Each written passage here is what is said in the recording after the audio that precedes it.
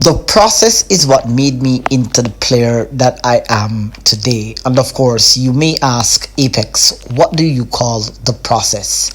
The process of being patient, being dedicated, being focused, and just pretty much giving the game everything that you possibly have. Hey guys, what's up everyone? Welcome or welcome back again to another video from the Apex Predator Billiards Training Club. My name is ApexElgenio, your aspiring professional pool player and pool instructor here in the small island of Jamaica. Now I do have a matchup for you today, and this match is between a veteran A-level player that has a very decorated career here in Jamaica, and a lot of you guys may not know him, but I'm going to be exposing a true talent that is here in Jamaica. And without further ado, my opponent is going to be Jody Mullings. Of course, I've grown up learning this game, hearing stories about this gentleman, and I've seen that he has had great success here on the surface of Jamaica.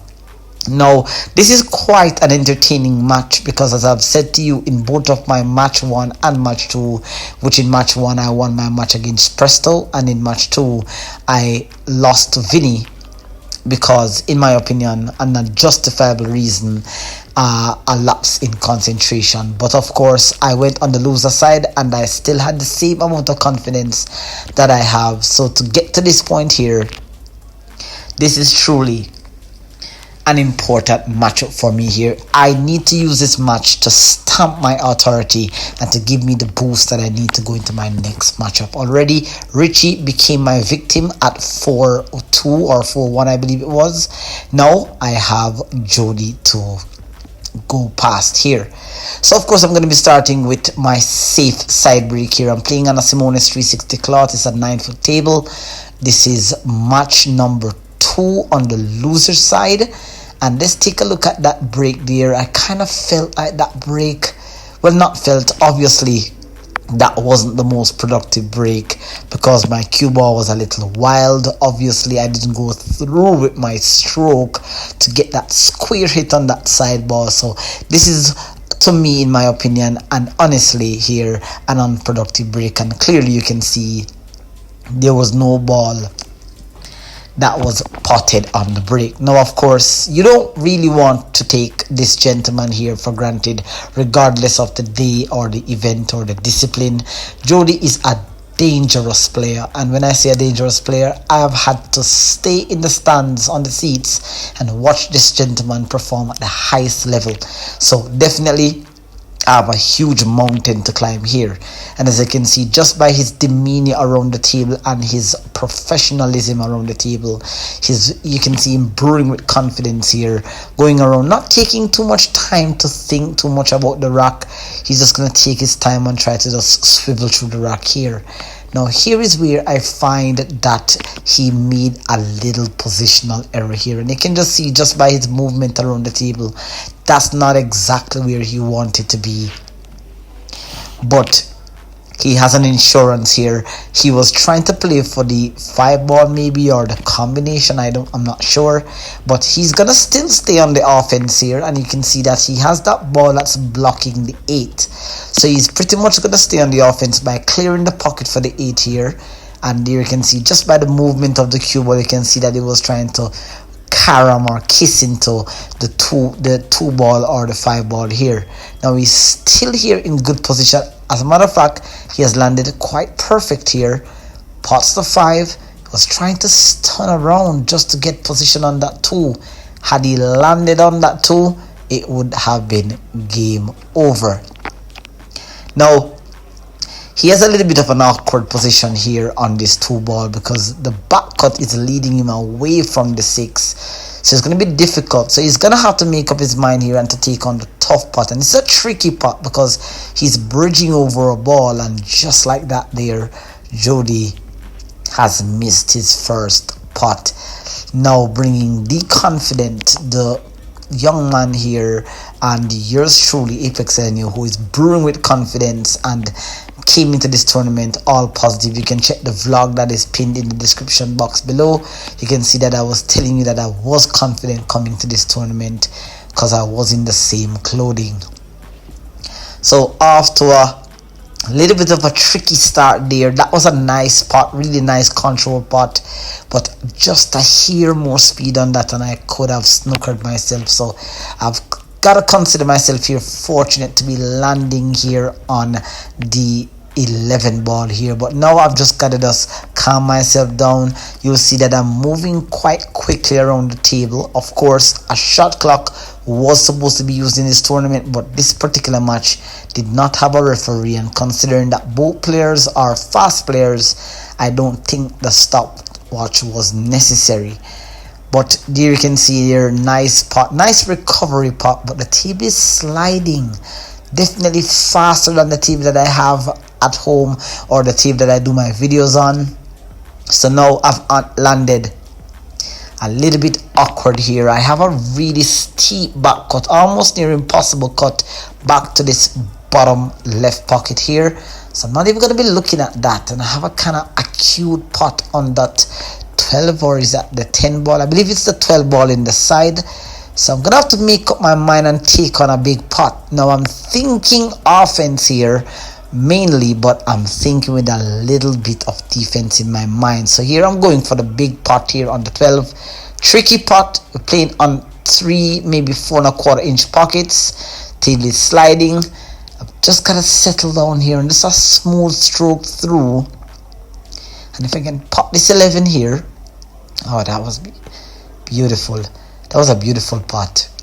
And you can see the element of safety that I did play, because had I missed that pot there, the 12 and the 6, Jody would have to come up with something here. So nice recovery pot here, putting me back into prime position. And now all I have to do now is just connect the dots here. Now I do have a tricky positional pot here from the 9. So I'm going to try to draw back to the middle of the table here. Really nice, missing that 8 coming out. Ooh, just a little bit of an overroll here. So this is really tricky because I've landed on the 50-yard line here, and I have a natural path that's leading me towards the back of the 8. But if I can add a little bit of left side spin here, that's inside spin, I should be able to check off the short rail and slide under the 8. Now, worst case scenario here, that I hit into the back side of the 8 with the right speed, it should leave me in a good position on that 12 into the side that I can play into the corner. Now, I'm 5 feet 4 inches tall, guys, so stretching over this table is going to be really difficult. So I brought out the rest here.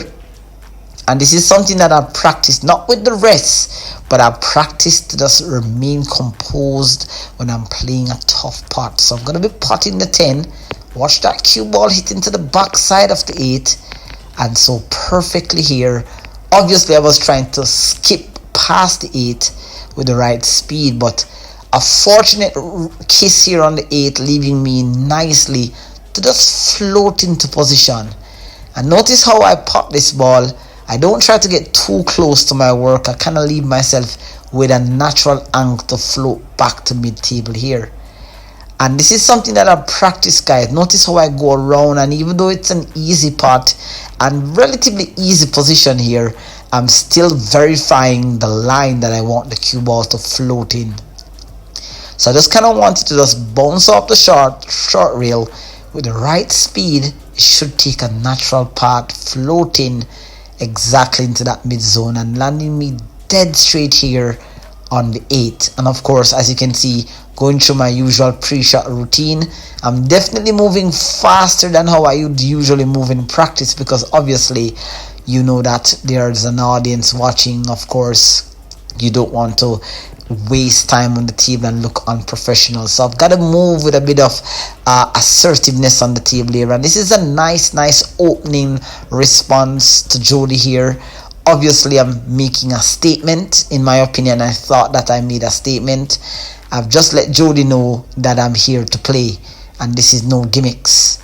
And this is definitely something that I've worked on in my game, guys.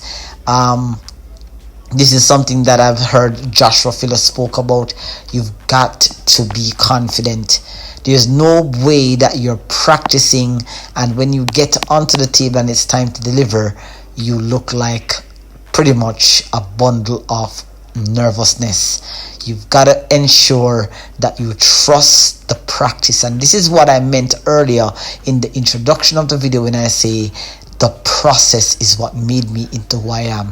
Everything that I'm doing here on this table is something that I've experienced. I've experienced having to remain composed. I've experienced having the nerves coming down on me. I've had to deal with doubt, I've had to deal with wanting to go back to bad habits just because I'm feeling a little bit anxious or apprehensive. So this is something that I've worked on in my game. So whatever it is that you see here being displayed on screen, I can tell you guys that it is the process that made me into that player here. I'm a true student of the game, and I'll continue to improve my game match by match, ball by ball, rack by rack here. Alright, so Jody has the break. Of course, we're playing alternate break. It's a race to 4. And of course, one additional rule, 3 balls must pass the head string. Well, 3 balls must pass the side pocket line here. So that again wasn't the most productive break there by Jody, of course, opening up this opportunity here. It's a clustered rack, so there isn't anything that I can really say that this is the right part. Obviously, the solids look a little bit better to me here.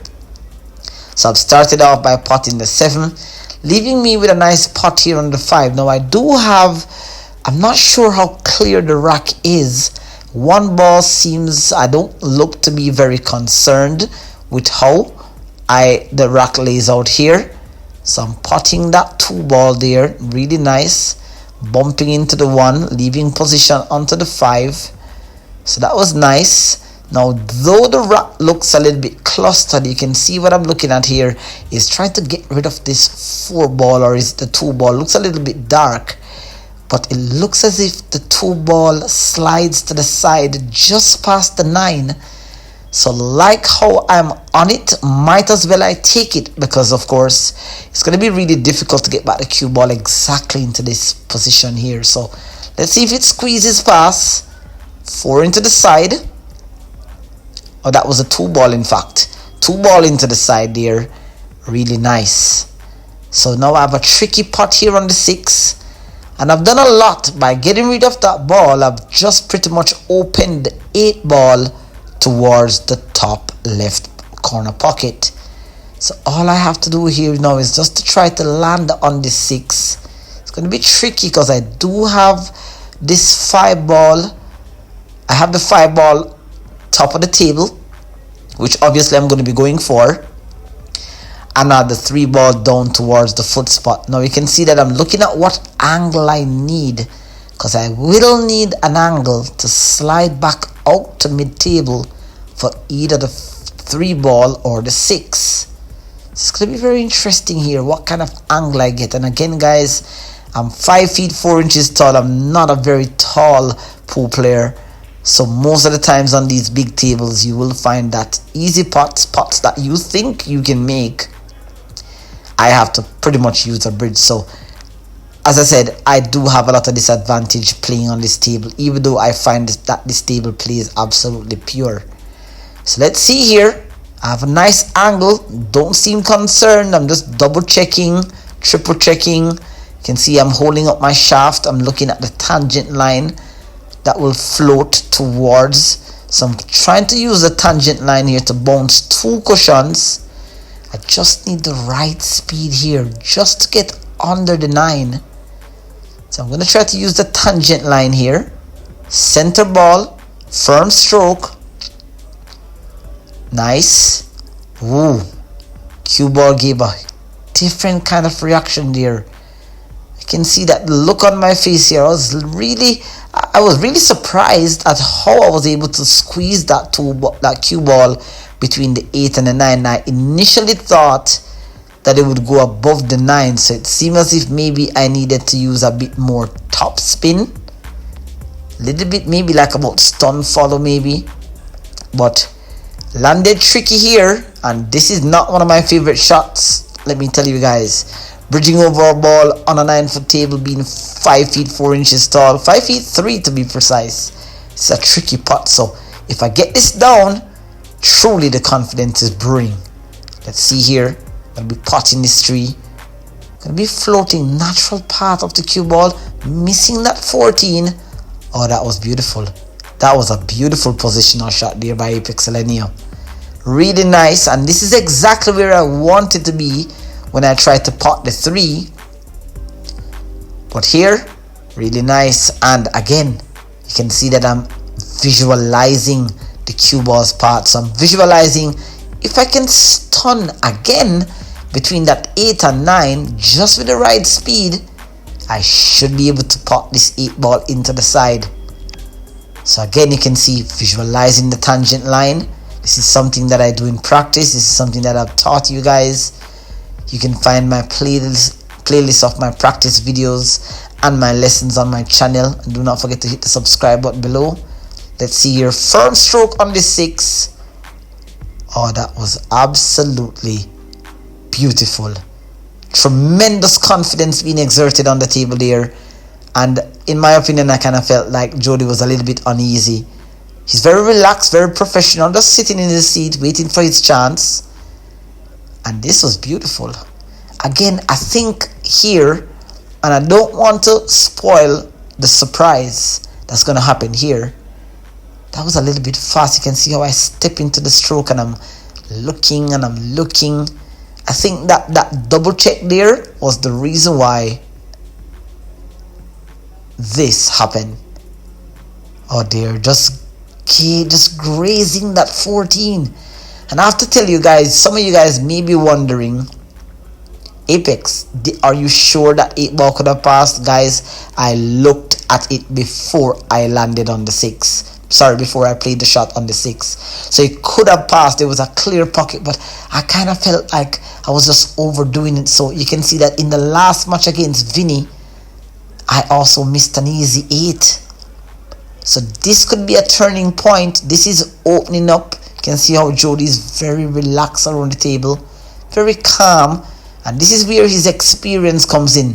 He's been in this position more than 100 times, so he knows that the easiest way to get himself here is to be very smooth, very calm, and just keep it very simple.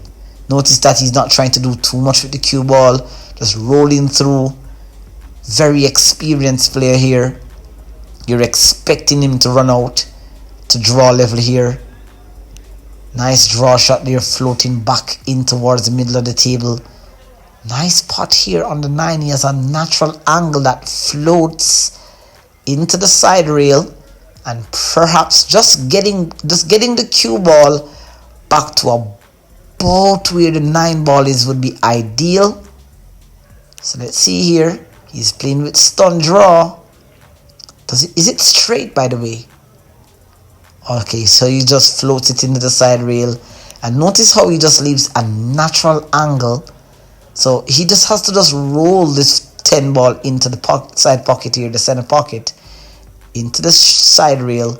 And notice how he leaves a natural angle from the 14 to float back to mid-table here for the 8 into the side.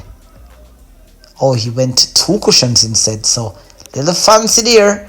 Definitely showing a little bit of suave, I would say. Really nice. Pot it into the middle. Jody also making a statement. Apex, remember, you came and you saw me here, and you will leave me here. So, nice opening statements by both players. In my opinion, guys, I don't have a lot of jokes. I'm not very good with the gimmicks. I'm not very good with the play on words, but I'll do my best here. And Definitely, this is a match that is truly entertaining in my opinion here. And both players, Jody already chalking up. Right, he had the second break off, and we're playing a race to four. For those of you guys who are wondering, we're playing a race to four. At least three balls must pass the side pocket, unless it's an illegal break and controlled passes to your opponent. It is rack your own. If there's a referee, of course, the referee will do the racking. I believe Ashan, which is our Rising Star B player, and definitely a player that is worth keeping an eye on. I believe he was overseeing the match just to ensure that both players obey the rules of the tournament and obey the rules of the game as well.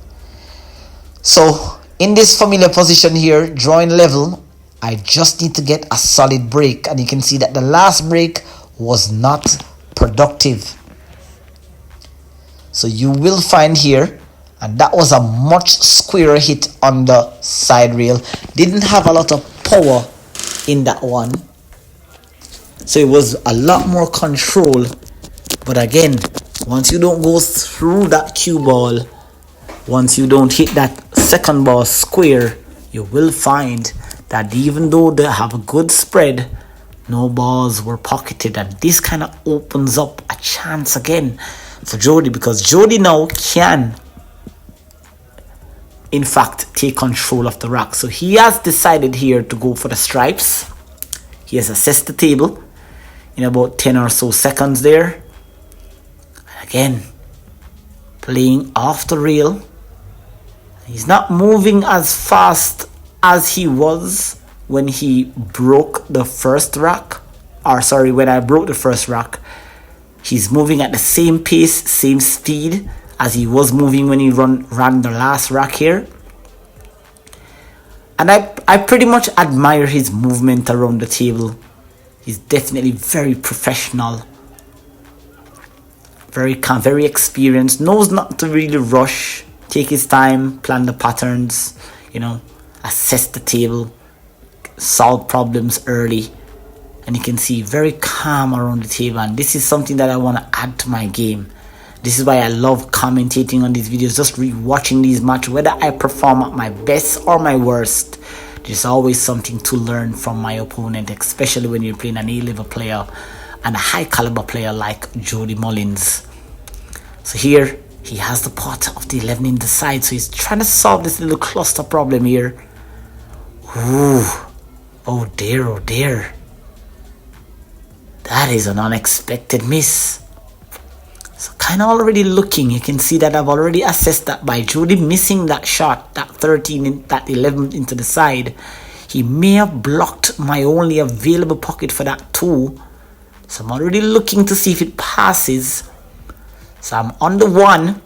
Just gonna pocket the 1 here, float back to mid-table here. Kind of let up on the stroke a little bit, maybe a little bit nervy. No, guys, I don't think I was nervy. I think I was just wanting to just get that difficult opening pot here out of the way. So now, I don't have much option. I really have a difficult pot on the 6 straight down. I don't want to do that. I want to keep it simple. My cue ball is kind of a little bit short of the position, so I want to try to get my cue ball under control. So I'm going to go pot this 3 ball here, this 5 ball I believe it is. No, the 3 ball here. Float back. Oh, that's nice. Really nice control. You can see the look on my face there. I wouldn't say I'm not very pleased. I'm okay with the pot. Again, I know that once I have certain pots like these, where I have to stretch, it kind of puts me into a difficult position. If you're taller than I am, then and you're a right-handed player, then this is an easy pot. But for me, it's kind of difficult, and I kind of want to solve that problem with the 5 ball at the moment. So I want to try to get this out of the way. You can see that I'm very concerned about it, because where I am right now, it's going to be difficult to get back this position. So again, for the 3rd time in this match, I'm using the bridge. I can't see the 6, and I could possibly play the 6 to get the 2. There's just a couple of ways that I could do this, but this 5 ball here is a problem. So I'm gonna have to settle down here. And Neil's Fine has given me some tips from his YouTube channel video about how to use the bridge. Obviously, I'm not using that tip at the moment because I definitely just want to get rid of this pot here. Nice control there and really nice. So I've kind of got the same position that I have on the 6 here that I wanted, and I couldn't do better than that. The only thing that I saw that would make this rack easier is if I had stunned out more, so I could have at least a pot on the 7 to maybe take the 2 right after and then float up for the 6. But this is what I have. Now, what came in my mind here, and you can see that I'm visualizing the part, is that I learned something from the great instructor and writer, pocket billiards writer Ralph Eckert, that when you're on pots like these, where it's a natural 45-degree angle, you can play shots with confidence, where you can see that I wasn't even worried about grazing that 8. Now, had I grazed that 8, that would be trouble. But I was very confident that I could pass the 8 because the natural path of the cue ball on a 45-degree cut shot always floats 1 diamond above or below the tangent line. So I was very confident with this here. Now all I have to do here, guys, is just to pocket the 7 and kind of float into position here. I do have the 4 and I have the 2. Oh, this is beautiful.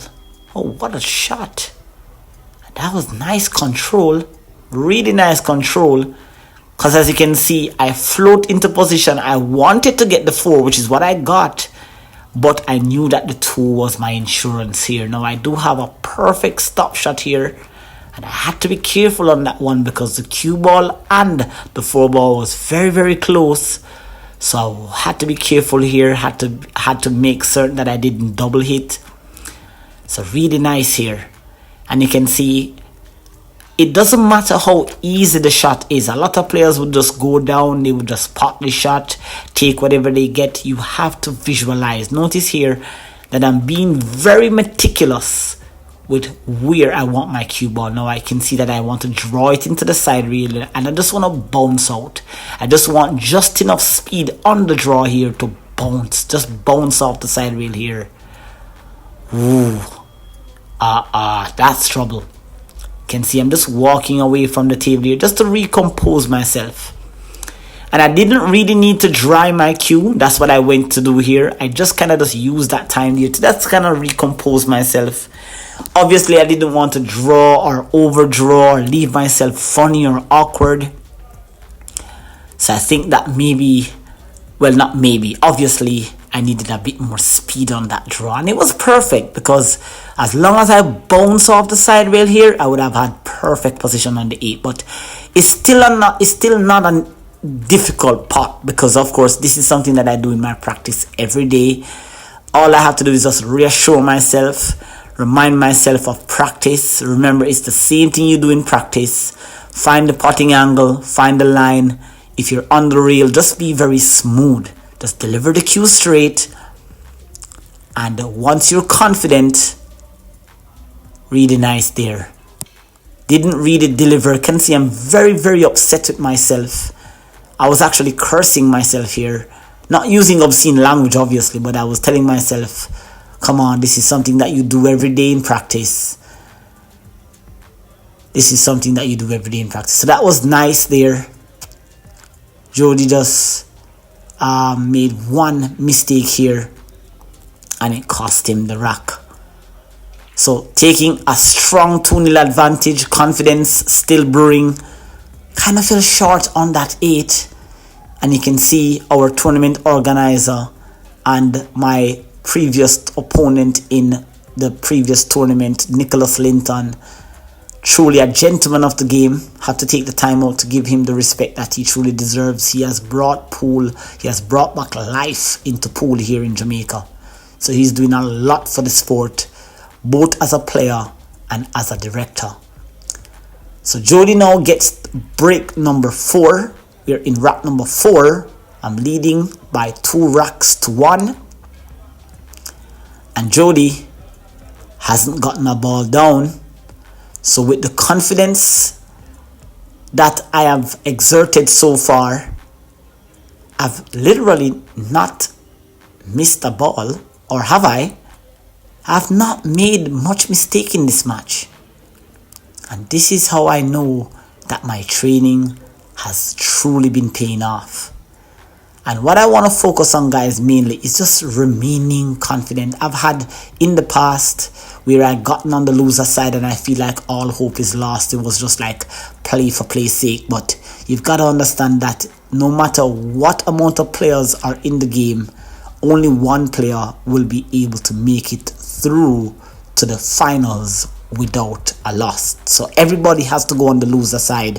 It's just a really harder side of the chart to really, you have to be very consistent and be very persistent, resilient. It requires everything of you here. Now, again, starting off with a pot there and the one in the side. Was just checking. I kind of wanted to land on the 3 ball here, but didn't get it. It's a little bit steep, so I'm not going for that. I'm gonna just take this shallow angle here. I'm just gonna just roll through because I do have a ball that is on the short rail here. So just stun in there, leaving an angle. This is nice because this 5 ball, pardon me, this 3 ball up here, you can see that I'm visualizing the path. So I just need to catch just in front of the side pocket. And if I can just float up with the right speed here, I can get rid of this only ball that is in this quadrant of the table. So I'm just going to pocket this. Just a hair of right spin here. Just a hair, not much. Ooh. Very lucky. That was very lucky. Needed a bit more spin on that. And again, sometimes when you're playing in your subconscious mind, you will have to bear in mind that the table is sliding. So on my table, with that amount of spin, I would have catched the side rail and float up into position. But the table was sliding, so a little bit almost scratched, but the pool gods are in my favor. You can see how confident I'm moving around the table, and I like when I'm playing like this. And because this is how you win championships, this is how you win big tournaments. Everything has to be precisely planned, precisely visualized, precisely calculated. This is how the pros are playing. And even at a higher level at that. The pot this 5, pot this 3, pardon me. Oh, I was actually playing for the 5. But I float in between that tight position there. So that's not something that I really aimed to do. I didn't want the 7. I kind of wanted the 5. And that 6 ball is still tricky. So even though I'm on the offense, I've got to be planning ball by ball. And I feel like 8 ball is like one of the hardest games to commentate on because there is so many different ways that the rack can run. And you can see that I'm just like in rack number 2 where I got a chance and I missed that 8. And Jody ran out in rack 2. It's kind of the same position here. The pot is 7. Beautiful stroke there. And got a friendly bump onto that 14. Oh, that is nice. Really nice there by ApexElgenio. Really nice control. I kind of felt like that was a little bit too much, but I know that it's not a stroke. It's actually the speed of the table. So I got a fortunate bump here. A really nice kiss into that 14. I notice now that I'm actually into a pinpoint position here because I can stun follow a little bit here. And that 6 passes in the side. So that 6 passes in the side here. Notice how my arms are so perpendicular to my vision center here. Kind of drew back on the stroke and oh, this is nice. Really beautiful positional play here. It was the shot from the 7 to the 5 that really set me up for this position here. And this is a nice opening response here to Jody. And you can see the eventual runner-up of the tournament there in the green. And in the white sneaker, that is Jerome Young. We have a young talented player, B plus player, potentially an A minus player, Richie P or Richard Perrin. And we have, of course, oh, that was nice, really nice, rolling into the side there, using the 15 ball as a stopper. And I have a straight in pot here on the 8. Now we're using a drop pocket table, so of course sometimes you have to be very aware, because you've seen where balls have gone into pocket and hit a ball that is already in the pocket. Once it comes back on the table, you cannot count it as a pot. So you have to also be very aware of that as well once you're playing on these types of table. So really straight, just rolling this one in. A nice statement there. Beautiful. Beautiful, beautiful wrap there by ApexElgenio. And you can see here taking a strong lead. 3-1 lead here. So guys, of course, if this is the first time here on the channel, of course, my name is ApexElgenio. I am an aspiring professional pool player in the small island of Jamaica. The motto of my channel here is to train with precision, accuracy, consistency, and control. And of course, one of my greatest goals on this channel, or greatest goals for myself here, is to become one of the most complete pool player in my country. And of course, to stamp my name at the top soon and very soon. I've put a lot of work into my game. I've practiced, I've read, I've done a lot. I've not done enough, but I've done a lot in order to get myself to this level of pool. So if you guys want to travel with me on this journey, I'm destined, I feel like I'm destined to become not just the #1 player here in Jamaica, because I've been in this game for a while. I've been in this game for about 10 plus years. So I definitely want to really put my name on the top. And of course, I want you guys to join me on that journey. And you can do that simply by hitting the subscribe button below and taking in my lessons, contents, discoveries that I've made through practice as I continue on this quest and this journey to becoming the most complete pool player in Jamaica. So for the third time here, and potentially the final time that I'll be breaking, let's see if we can get some success here. Solid hit into that side ball, that second ball. Clearly just by moving around the table, a ball flew into the pocket somewhere. And this is a much stronger break. It's a much stronger break. My first break was very poor. The cue ball was a little bit wild. The cue ball was still a little bit wild, but it got a couple of full-on billiard or kisses, and definitely kind of wanted my cue ball to be more towards the center of the table so I have more options. But now I don't have much option here. I've got to go for the 12 ball here. So just rolling out. Ooh, needed a bit more speed. And just by looking at it, maybe I could have gone for a different positional play here, because that 14 ball passes both to the top left and to this bottom left here that I'm looking at. So really, I wouldn't say this is a really good start. I knew that I needed to get close to the side rail, but I let up on the stroke there. Now I kind of still want to stay offensive here. Now I don't have much option.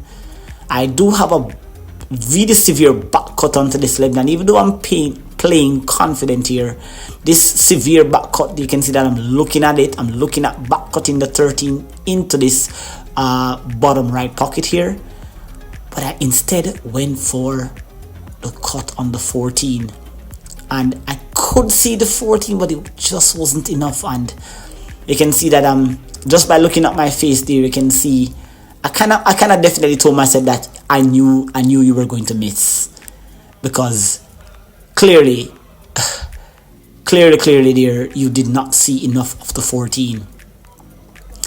So this is kind of letting Jody back into the match a bit, because definitely that was, you have to write that down as a positional blunder. It's not even a mental blunder, it's more of a positional blunder here. So Jody has a chance. Ooh, that was a little close. He's not showing any signs of emotions on his face at all.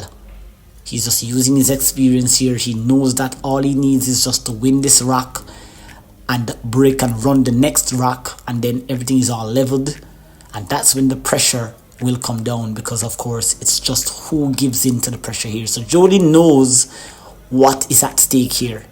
He's down by 2 rocks. He just needs to settle himself and get this pot. Now he does have a problem to deal with there. I'm not sure if that 4 ball passes, or is it 2 ball that's very close to my 11 ball down there. So Jody's just gonna take the difficult pot here on the 1. So let's see if he has that same sort of confidence here. Just gonna try to pot this one. Oh, overcutting. You can see that he didn't really went through with that stroke there. And he kind of left, and he left himself really good, because then, just then, if he had made that 1, he would have been perfect here on the 5 into the side. But he missed that 1. So now I have a chance. And I need a really strong opening pot here. I'm going to try to pot this 15. That's what I'm looking at. And Jody just missed pot on the 1. So it's a very similar shot. These shots require you to stay still. Absolutely still. Head down and deliver. And just like Jody missed that 1, I also missed that 15 here. Now again, I'm still not sure, just by the angle of the camera. I'm not so certain if that 4 ball passes the 11, or is it the 13, I believe. But Jody's not too concerned, or is he? He's moving a little. Yeah, so he's just being precise here. Stunning across, really nice. Coming a little bit too far. You want it to be a bit straight. Seems as if the 5 passes the 9 into the top left. So let's see. Jody just needs to hold this cue ball just a little bit. Oh, he punched it. Oh, he punched it. Oh dear. So he definitely was trying to develop that 4 ball that was tied up against the 13. Yes, guys, I believe it's the 13 ball. So, again, this is the only rock where we have really exchanged more than 2 innings on the table. So, let's see if we can bring this rock to the end here, guys. Potting that 13 down. Let's see what the table looks like here. The 10 ball is wedged up with that, again, 5 ball. So, problems here. Or, can I see it? You can see I'm dusting out the ears. So it does pass. It does pass. Just gotta be careful here. And there are overseers. You can see that Richie P is just kind of looking to see if maybe I might graze the 5 ball here. But it looks alright. Pots it into the side. How beautiful. Really nice. And this is the best position that I could get, that I could have gotten on the 9. It's a little steep. It's a little steep. And I have that 13 ball that's a little bit under the 1. So notice how I'm visualizing the path of the cue ball. And you've got to learn this, guys. I've shown you quite a few videos on my channel that this visualization technique here, where once you visualize, your training will come into play and tell you how much spin to use. And notice how it hits the exact part that I was actually expecting. Now, I did expect it to slide in between the 14 and the 15, but it actually went under the 14, which still leaves me really good. So again, knowledge. When you're on a sliding table, a cloth that's new or fairly new, or in this environment where it's really the whole room is air conditioned, you get a slightly different reaction from the cue ball. So this is something that you're gonna have to get your mind and your body used to here. But this is nice pattern here, really nice. I'm not taking anything for granted. Notice again, I'm going around visualizing the angle that I need. I'm checking everything. I'm checking if I'm here, do I feel comfortable? If I'm there, do I feel comfortable? So I just want to make certain I have very good judgment, but a little precision doesn't hurt. Now, I kind of felt like I should have gotten up on the shot because I do have, I don't remember his full name, but his name is Jody, high caliber player as well from Montego Bay, the northwestern side of Jamaica. So he's a high caliber player. Haven't played him in years, but I kind of felt like I should have gotten up on that shot. Even though I've landed perfect here, I kind of felt like here, and this is not an excuse, guys. I'm genuinely telling you that once you are distracted in any way, shape, or form, you've got to have the discipline to get up, because of course you can always, it doesn't take much for you to miss a shot. It has to be just be an awkward angle. Now here, I should have used a little bit more center as opposed to side spin, because I've kind of floated here on the 50-yard line, and this rack should come to an end. But have a look here at what happened. I got a slide kick. Let me know, guys, if that was a kick. In my opinion, I kind of felt like I just missed the shot. And Jody just jumped up out of his seat there, getting the chance that he didn't expect. It was supposed to end at 4-1, guys. But Jody here got a chance that he didn't expect, and he's going to make full use of this chance here. Nice draw shot there, coming back up to this quadrant for the one. It's going to float, bounce into the side rail, and he needs a little angle. This is nice, perfect. Doesn't need to do much with the cue ball. Stun draw, come back towards the middle of the table here. I like Jody's fundamental. Rock solid. Doesn't need to do much, taking it easy, taking it simple. Not trying to get the cue ball to do more than what it needs to do here. So Jody, really nice. You can see that the speed around the table has just amped up, because now the score is 3-2. 4-1 would have been a better score. Of course, Jody would not have been picking up those balls if I had just popped that 8. But he has a chance, and all he needs to do here is to get a solid break, run this rack, or try to play a strategic game, get back on level terms, and the pressure could turn. So let us see here.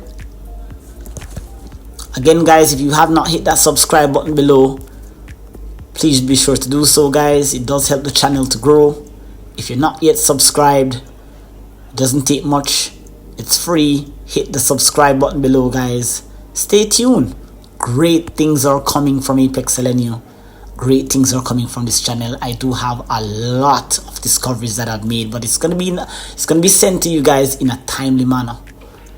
So Jody has changed his break, which is quite interesting, because his first 2 breaks were from the side rail. So he decides to go full on, and he was trying to hit a square hit on that head ball.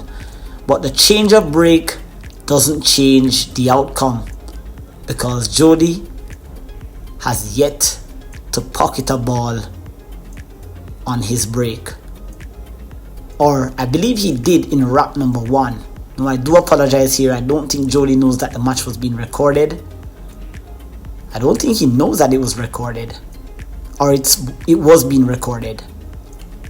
But here, it's a nasty break. Nothing easy, but I've got a chance, and I have the opening.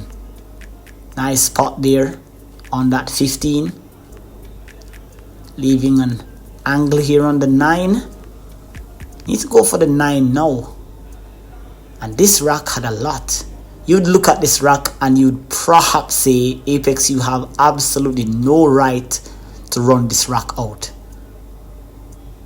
But as I've told you guys, I'm obsessed with precision in pool.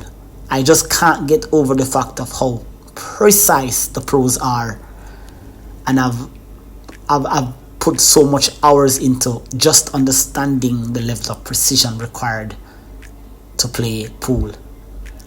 Now again, tricky rack, nothing easy, and 8 ball is one of those types of discipline, guys, where you can have 100 different ways of how you would run the rack. This is why I don't really commentate or teach anything about 8 ball. I feel like it's just a very difficult game to analyze, in my opinion. But here, wow, how do you get on those 2 balls? And notice here, guys, that I'm looking at this shot. And why would I be looking at that shot? Because it's something that I did on my channel. That rail cut shot video, part 1, and I'm not sure if you guys have gotten part 2 as yet, but if you haven't, it would be pinned in the description box below. But notice how I have a natural angle that floats. Now, I'm trying to float 1 toe cushions. Let's see what happens here. Floating. This is beautiful. What a shot. To land there on that 10, that was precise. I even surprised myself a little bit here. And notice how I kind of I didn't go into the club. I wasn't trying to break out anything. Maybe I should have, but I kind of felt like I didn't want to risk the pot for the breakout. So notice here how I'm looking. And I need the cue ball to be anywhere there in that spot. And it so happens that I have a nice angle here. Again, I'm 5 feet 4 inches tall, guys. You'll see how short I am. So you'll notice that a lot of the shots that you guys would perhaps be able to stretch over and reach, I'm not able to do that. I have to use the bridge. And you can see that Jody's taking a look, because this is a tricky rock. If I am able to run this rock out, oh wow, this would be a brilliant run out. Because it didn't look like it was a run out from the start. So I'm kind of planning it here. Again, all I need here is just to stun out just a little bit here. The pot is easy, but the speed is going to be important. It's imperative that I land here. Oh, this is beautiful. That's exactly where I wanted the cue ball to be. And wow, this is good. This is really solid gameplay here from Apex. And I feel really good. Feel really confident, because this shot, as I said, guys, it's something that I put on my channel just a week ago. So if you guys notice how I'm visualizing the angle, this definitely feels like a 45-degree cut. Maybe not exactly a 45-degree, but this is something that I've done. So I'm very familiar with the shot, and I'm also very familiar with the cue ball's path. So with this shot here, once I cut it cleanly into the pocket, it should float in between the 6 and come back out for the 8. So let's see here. Nice spot, beautiful. Did I just graze the 6? Oh wow. You can see Stephen McKinley in the back there. Everybody is just looking in awe. And I don't think that Jody was supposed to like take a break. I didn't even realize that he took a break. So I think Jody just went out or went downstairs maybe for a drink just to clear his head. I don't think that, well, I mean, there's not much rules when it comes to the tournaments here in Jamaica, because a lot of players do this. You're not supposed to. But I didn't even realize that Jody went out. And I think that, in my opinion, I think that's a little unprofessional. You should have just let the referee or the overseer or the player knows that I'm going out. I was so much in dead stroke here. But let's get into what I'm doing here on the table before we conclude talking about what here. I'm going for a kick.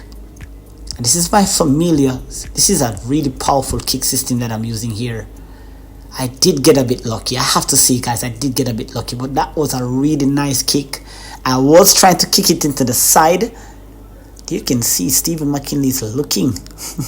Stephen McKinley is actually looking to say it's just better you just give him the game, because there's no shot. I think Stephen is calling somebody to have a look here. There's absolutely no shot here. Oh wow, this is a really tremendous kick. And that was a lucky kick, because honestly I'm just sitting on the stool there. I don't know where Jody is. Jerome Young is just sitting there. I'm not sure what his expression is. Richie P is also looking to see if there's a potential shot. I'm 3-2 up. If Jody doesn't make a pot or gets on something here and he leaks the 8 ball, it's pretty much match. That was an amazing kick. And we're going to see the reaction of Jody when he comes back from downstairs. It's taking a little while here. I think this is him. Alright, Jody's approaching. He has a drink in his hand and he's now assessing the table. And I'm walking away from the table looking really confident here. It's going to be very interesting to see what Jody comes with. So for Jody to come back, and I think that he was expecting, after I snookered myself here on the 8, I think he was expecting at least some kind of pot. This is absolutely incredible. Oh, wow. Jody's just walking, looking on the table. I'm not sure what he's looking at. You can see total pause. And this is something that I've learned. I've always learned to observe the body language of my opponents. Jody sees something here. So let's see what he sees. Looks like he's trying to feather the 7. And he did feather the 7. But he leaked the ball. And guys, here's what I want to something really disturbing happened here. Jody is looking back at me. I think he's saying to me that he'd be happy if I took up ball in hand. Now, I want to apologize to you, my audience. You guys are not hearing what I'm saying, but I was a little bit perturbed here. Jody's saying to me, you don't need a ball in hand to pot the 8. And I think that this was the most disrespectful way of ending what I would call a quality match. Yes, it was a one-sided match to some extent. And I know that if Jody is hearing this, I was very disappointed in your reaction to the end result of this match. My only question was, did you feather the 7? That's all I wanted to know. Did you feather the 7?